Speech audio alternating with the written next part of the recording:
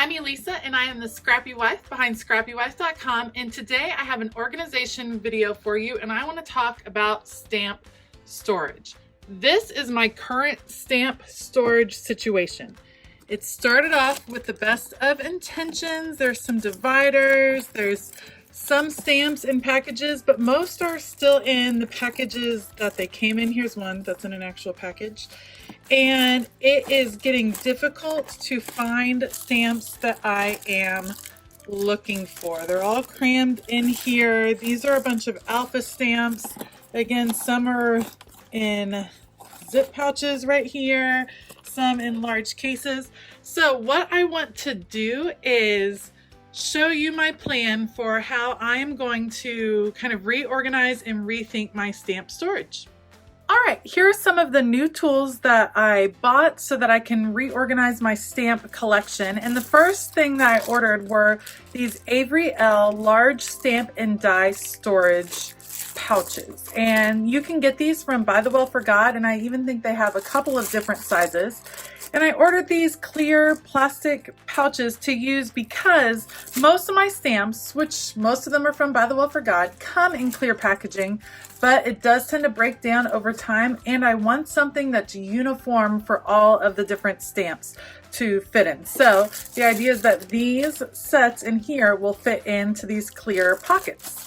I also bought clear bins, and these are actually kitchen organization bins. You can see this one. They are both from Target, and I like clear because I like being able to see what's in it. I like the single bin as opposed to some of the double bins that I have seen other scrapworkers use, other crafters use, because I like that I can pull this out easily and kind of organize my stamps into some different categories and bring this whole bin onto my desk relatively easily. And I got this size. I'm planning on seeing if I can use this one for some of my larger stamps, and they would go sideways in here. So just an idea, it wouldn't take up quite as much room as this one, but I would still have a place where my large stamp collections can live. And then the other thing I'm going to do, I bought this set of cardstock from Michaels, and it is in these bold, vibrant colors, and you know that I love color. And the plan is to back up each of my stamps in their package, to back it up with a colored cardstock that would coordinate with the company that that stamp is from. So most of my stamps are from By the Well for God or Illustrated Faith, so those would be the most prominent colors. And then I'd be able to use some other stamp companies. That way I would be able to figure out easily what company it was from, and it would kind of help me visually organize the stamps. That's the plan. I'm going to show you some of my process on how I get these organized and labeled, but otherwise it's pretty self-explanatory. Once I'm all done, I'll give you a little tour of my new stamp shelf. The packaging on these stamp pockets says that it is 5.5 inches wide by 7 3/8 inches tall, but I always want to measure myself because sometimes it's a little bit different, and this one is slightly bigger than 5.5, so I feel like if I cut my paper at 5.5, it will fit in. And the height is pretty straight on. I think if I cut my paper 7.5 inches tall, that will fit in easily. The plan is to cut the paper and then start sorting.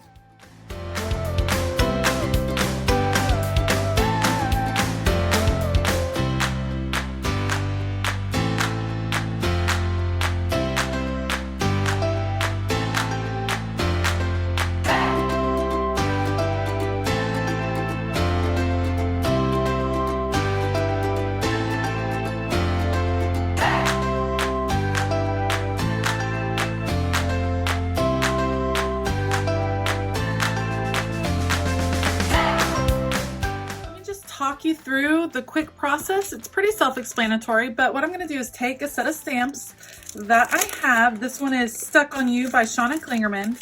I take the stamps out and I have one of the pockets, and for Shauna, I'm going to use green. Green is the color I'm using for companies I don't have a lot of, which mostly I have By the Well for God and Illustrated Faith. And so other kind of miscellaneous ones I'm going to use is green.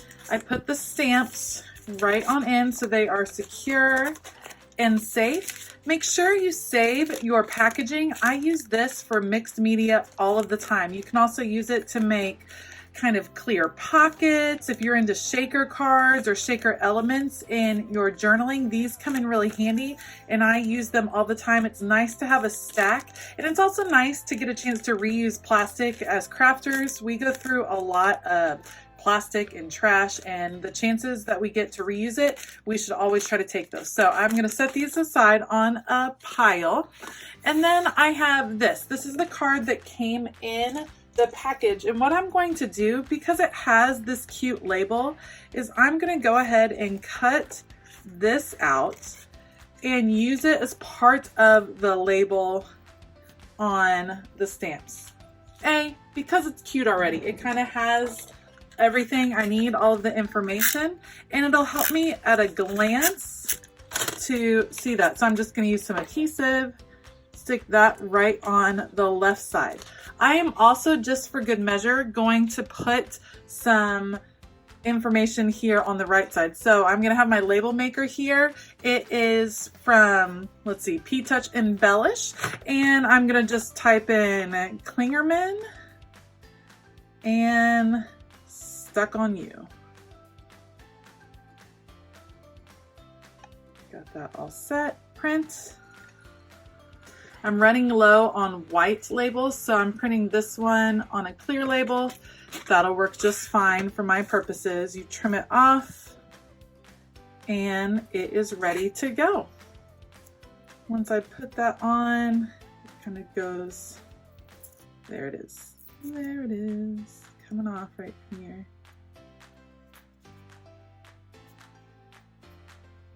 Ooh, tricky. All right, label is off, label is on. That way I know the envelope, which envelope goes to which stamp set. A lot of times when I'm crafting, I have everything spread out all over the place. I have a bunch of stamp sets all at once.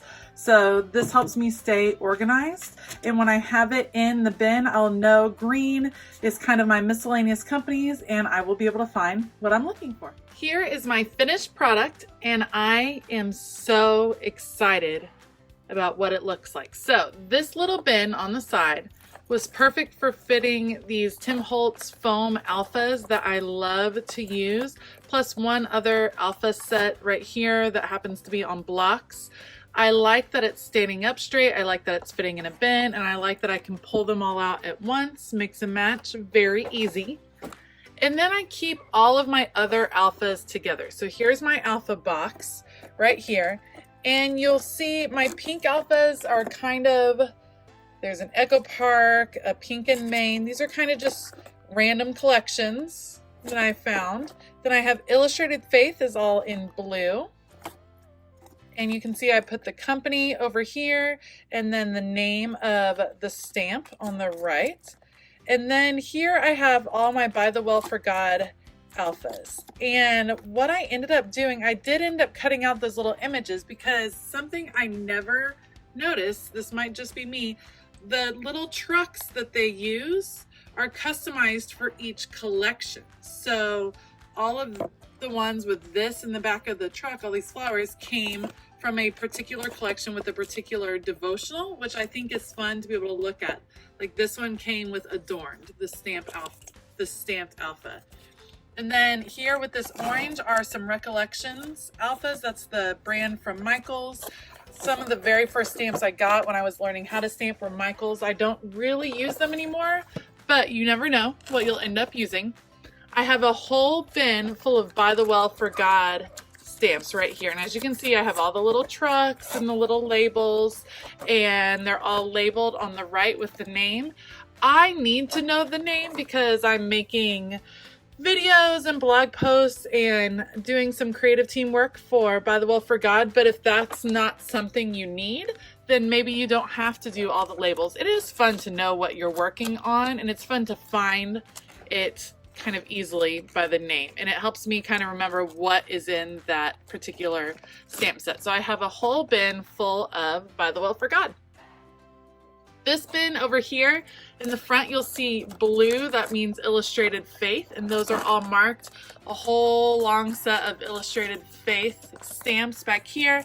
And then here in the back are some miscellaneous and some of the other companies that I don't have as many of. Dina Wakley, just all kinds. More Dina Wakley. There's some Jane Davenport and Dilutions. Tim Holtz. I was really surprised I only had a couple of Tim Holtz ones. That was pretty shocking. And then in the back, some more Recollections. Again, I put those in the back because I just don't use them as much. I wanted to show you something else. Some of my stamps were too large to fit in the envelope. And so what I did, this one turned out it was extra long. And what I ended up doing is trimming. So all of this was attached, maybe like this, maybe at the top. Oh, at the top. Somewhere in here it was attached, and I just trimmed it and cut that sheet in half so that it would all fit neatly in the envelope. Something else I wanted to show you, I use masking techniques a lot where I stamp the stamp on a spare piece of paper, cut that out and use it to mask off when I'm stamping and want to layer. And so I have all of those masks because you can reuse them as many times, and the mask fit in the back. So I know that I can look there to see if I've used that in the past as a masking technique. Also, if you have die cuts that go along with your stamps, I know a lot of companies sell the die cuts that coordinate.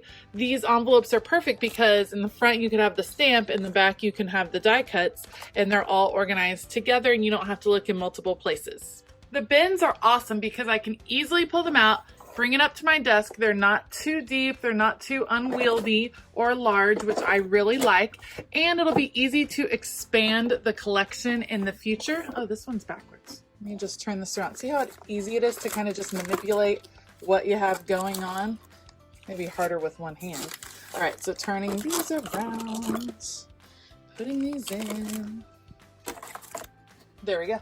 All set with a little handle, like a little drawer in the front. Perfect. And I like that I'm able to move them around. Plus, this is something that I can easily expand as I collect more stamps. I can just add more of these containers from Target. Let me tell you, this set, this size was $8.